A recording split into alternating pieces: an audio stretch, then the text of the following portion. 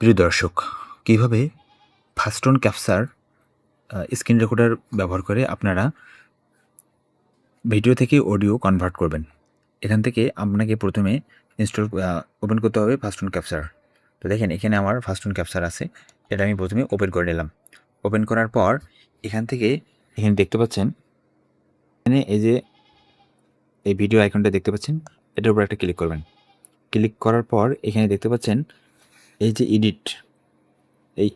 Edit অপশানে একটা click করবেন। ক্লিক করার পর এখানে দেখছেন এক্সট্রাক্ট অডিও, এটার উপরে ক্লিক করলে পরে আপনি কোন অডিওটা এই ধরেন আমি এই ভিডিওটা থেকে অডিওটা কনভার্ট করব, মানে ভিডিওটা থেকে অডিও করে কনভার্ট করব, তাহলে এটাকে সিলেক্ট করার পর আমি যদি এখন এইখানে এই যে ওপেনে ক্লিক করি, তাহলে দেখেন এখানে আমার দেখাচ্ছে যে এক্সট্রাক্ট অডিও। এখানে আপনার দুইটা ফরম্যাট আছে, একটা M4 আর একটা হচ্ছে MP3। ওকে, তো আমরা M4 তে কনভার্ট করব, এখানে এক্সট্রাক্ট অডিও, অর্থাৎ এখান থেকে আমরা ভিডিওটা থেকে অডিওটা আলাদা করতেছি এটা। ওকে, তো এভাবে ফাস্টন ক্যাপচার ব্যবহার করে আপনারা তাহলে খুব সহজে ভিডিও থেকে অডিও আলাদা করতে পারেন। এই তো আমাদের অডিওটা আলাদা হয়ে গেল, আমাদের নির্ধারিত ফোল্ডারে গেলে এখন আমরা অডিওটা পাবো। আমরা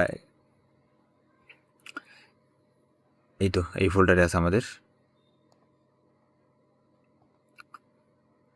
তো এভাবে মূলত আপনারা এই কাজটি করতে পারেন।